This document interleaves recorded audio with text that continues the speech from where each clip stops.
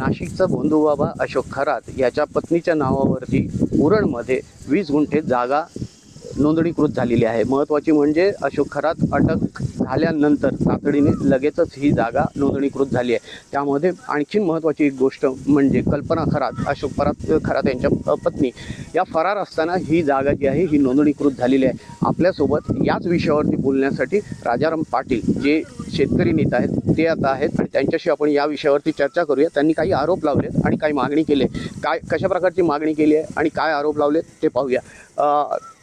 खरात यांच्या पत्नीच्या नावानं ही आता आपण जी उभवती ही जागा झालेली आहे, त्या फरार असताना आणि अशोक खरात हे अटक झाल्यानंतर लगेचच ही जागा नावावर झाली। काय म्हणा या सगळ्या प्रकरणामध्ये महाराष्ट्राचं पूर्ण मंत्रिमंडळ या खरात बाबाचं पार्टनर आहे असं बोलायची वेळ आली। आणि खरात बाबा केवळ भोंदू बाबा नाही, कारण बाबा कोकणामध्ये खूप आहेत। हा भोगी बाबा आहे, म्हणजे थोडक्यात साध्या भाषेत सेक्सी बाबा आहे। 200 महिलांचं शोषण करताना याला पाहिलेलं आहे आणि तो येऊन इथे जमीन खरेदी करतोय। मग इथले जे तहसीलदार आहेत, इथले प्रांत आहेत, इथले जिल्हाधिकारी आहेत आणि इथले तलाठी आहेत, यांना हे समजत नाही काय चांगलं काय आणि वाईट काय। पैशासाठी ते काही करायला निघतात आणि म्हणून तिसरी मुंबई ह्या डोंगराच्या पलीकडे होते, पेण तालुक्यामध्ये आता होते। आणि या तिसऱ्या मुंबईसाठी आपले मुख्यमंत्री जाहिराती देत सुटले आहेत। नगरविकास खातं MMRD जाहिराती देते। आपल्याला कल्पना आहे की सिडकोचा नवी मुंबईचा उरण बेलापूर इथला सेलिंग रेट आहे साधारणपणे 7 कोटी रुपये गुंठा। आणि आता इकडे विमानतळ झाल्यामुळे म्हणजे रेल्वे स्टेशन आणि एअरपोर्ट आणि जेनपेटी बंदर इथला रेट होतोय 10 कोटी रुपये। तर माझं सगळ्या नागरिकांना, आगरी कोळी कराडी आमच्या शेतकरी बांधवांना विनंती आहे की तुम्ही जमिनी विकू नका। यासाठी सांगतोय की तुम्हाला फसवलं जातंय।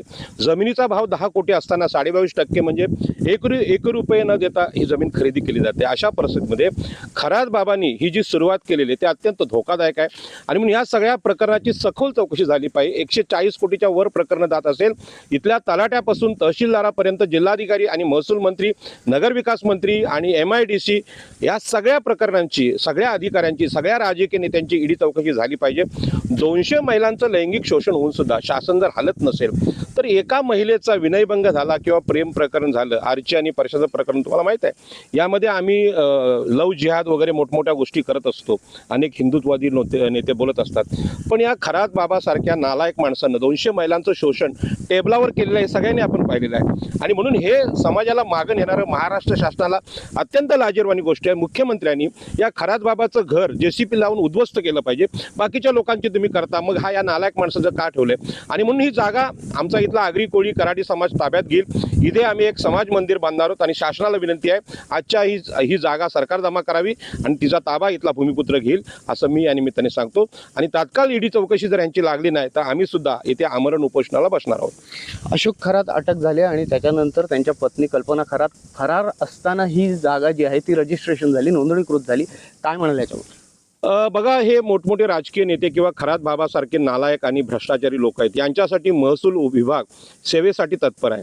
आम्ही इथली मागणी करतोय की या तिसऱ्या मुंबईत किंवा सिडकोमध्ये आमची गावठाणं वाचली पाहिजेत, आगरी कोळी खराड्यांची। त्यांच्या गावठाणांच्या घरांची नोंद सातबाराला घ्या। तर इथले तहसीलदार उरणचे त्या नोंदी घेत नाहीत आणि सांगतात की तो आम्हाला अधिकार नाही। मग हा अधिकार तुम्हाला कोणी दिला? भ्रष्ट आणि नालायक लोकांचे रजिस्ट्रेशन मारणं, त्यांचे फेरफार करणं, यासाठी आजच्या आज या तहसीलदारांची उरणच्या बदली व्हावी किंवा यांना सस्पेंड करावं, यांची चौकशी करावी, यांची एकूण संपत्ती किती आहे याची चौकशी व्हावी अशी विनंती मी करतो। आणि यासाठी ही जी साखळी तयार झाली ती समाजाला धोकादायक, लोकशाही संपलेली आहे आणि इथे अतिशय वाईट अशा भोगी लोकांचं राज्य येऊ पाहत आहे। आणि उरणची जनता ही क्रांतिकारक जनता आहे जी दिबा पाटील साहेबांचं नेतृत्व चालवते आणि ती हे सहन करणार नाही असं मी महाराष्ट्राला सांगू इच्छितो। आपण ईडीची चौकशी व्हावी अशी मागणी करता, नक्की काय मागणी? ईडीची मागणी यासाठी की इथल्या जमिनीचा भाव जो आहे तो 10 कोटी रुपये गुंठ्यापर्यंत पोहोचलेला आहे आणि शेतकऱ्याला फसवून 2 कोटी 3 कोटींनी हे एजंट लोक, दलाल लोक या खरेदी करतात आणि इथले तहसीलदार हे मान्यता देतात त्याला। आणि अशा परिस्थितीमध्ये जर ह्या प्रकरणाची चौकशी लागली तर उद्या होणारे गैरप्रकार आहेत ते रोखले जातील आणि इथल्या महसूल विभागाला चाप बसेल। खास करून उरणचे तहसीलदार आहेत यांच्यावर आमचा प्रचंड राग आहे, कारण यांनी इथल्या गावठाणांची नोंद 70 वर्षात घेतलेली नाही। म्हणजे 67ला ग्रामपंचायत ग्रामपंचायत अधिनियमाला, पण एकही गावठाणाला विस्तारित गावठाणाला यांनी मान्यता दिली नाही.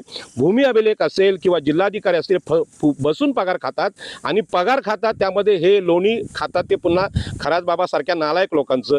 आणि त्यांनी काय केलंय तुम्हाला माहित आहे. जसं आमच्याकडे काही लोक, विशिष्ट लोक सांगत होते की गोमूत्र पेल्यानंतर पवित्र होतं, पण यांनी माणसाचं मूत्र सुद्धा लोकांना पाजलंय. याला खरं म्हणजे तितक्यात इतकी कठीण शिक्षा झाली पाहिजे आणि याच्या घरावर खरातबाबाच्या पहिल्यांदा बुलडोजर फिरवावं लागेल आणि भविष्यात असे महसुली अधिकारी असतील यांच्या घरावर सुद्धा बुलडोजर फिरवावा असं मला एक सामान्य नागरिक म्हणून वाटतं. एकंदरीत बघितलं तर महसूल खात्याचा व्यवहार जो आहे तो व्यवहार कुठेतरी संशयास्पद आहे आणि म्हणूनच या व्यवहार जो आहे हा सुरळीत व्हावा यासाठी ईडीची चौकशी व्हावी अशी शेतकरी नेता राजाराम पाटील यांनी मागणी केलेली आहे. यामुळे आता ही कारवाई होते का आणि अशा प्रकारची कारवाईला सर्वांना सामोरं जावं लागतं का हे बघणं आता औत्सुक्याचं ठरणार आहे. नवराष्ट्रासाठी वीरेश मोडकरकर, उरण, रायगड.